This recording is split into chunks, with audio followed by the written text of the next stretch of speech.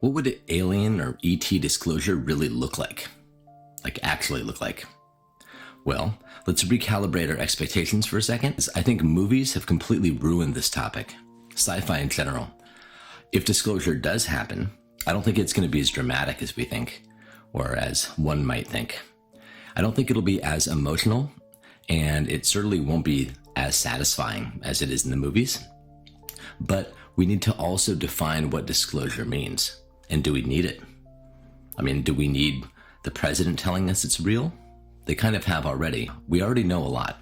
Anyways, it would be carefully worded, and that's not because governments are evil necessarily. It's because institutions just move super cautiously when they don't understand something. And I truly believe that the great cover-up of extraterrestrials is covering up the ignorance of the government, not that they have all the answers. So the first real sign of disclosure wouldn't be evidence, it would be vocabulary.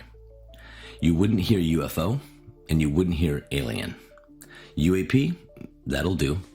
Non-human intelligence, that'll also do. So you'll start hearing phrases like non-attributed technology, unresolved origin, objects demonstrating advanced characteristics, things like that. And that's not meaningless at all. In fact, it's super important. It's because institutions admit uncertainty without making claims that they can't control, okay? It's like a company. This is lawyers and scientists negotiating language with each other in real time. So you're not going to get aliens are real. You're going to get unknown origin craft, off-world, that kind of thing. So confirmation of the limits, not the answers, is going to be big. The next phase wouldn't be revelation. It would more be, in my opinion, an admission of boundaries. You'd hear statements like, some UAPs remain unexplained after exhaustive review. We get that a lot lately, and I think we know what that means. But it doesn't mean that they know what it means. It means we officially don't. And that's a big shift. Remember, only 10, 15 years ago, you would just get laughed at by politicians by talking about UFOs. So governments hate admitting uncertainty, especially around airspace and defense, right? So when they do, that's not nothing.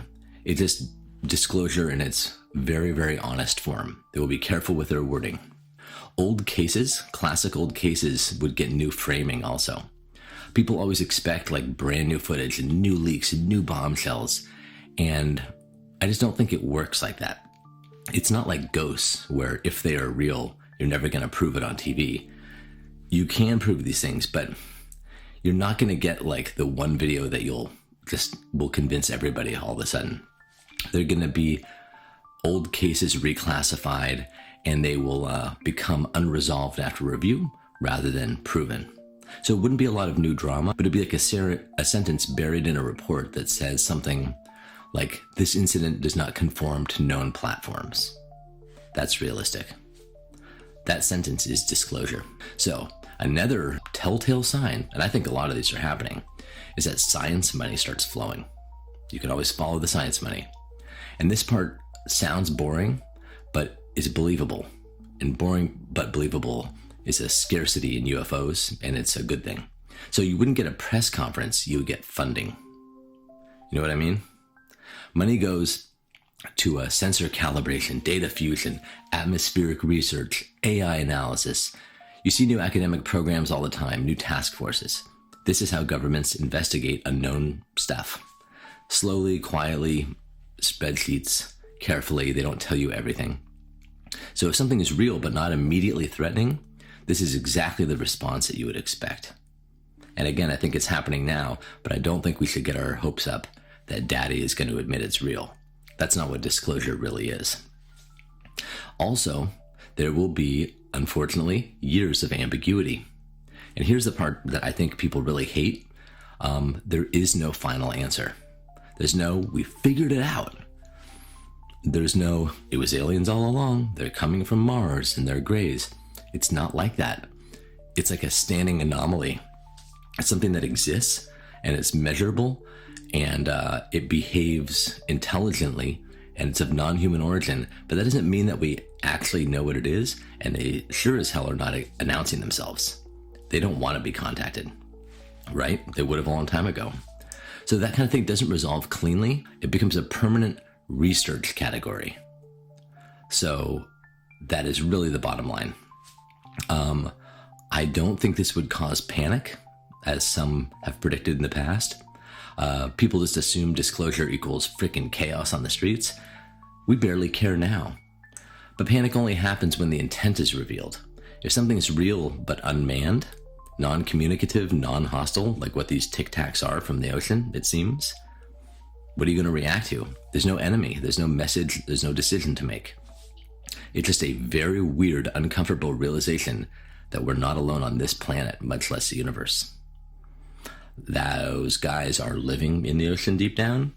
They're monitoring us, they're aware of us, they don't contact. Straight up. So this is why I lean toward unmanned, non-human probes like von Neumann probes. Totally why I lean to it, because it's the only scenario where disclosure can be as gradual as it has, and there's no invasion narrative, there's no moral reckoning, there's no urgency. And also the data supports it, when the data really doesn't support that they're coming from space every day. So it's more just an acknowledgement, like a slow truth. And I know that's not as exciting, but when you think about what they're admitting, it's the biggest question facing humanity. So, in summary, disclosure will look like language shifts, funding bills, cautious sentences buried in reports, and honestly, that's exactly what you would expect if this stuff is real. And it is real. They're here.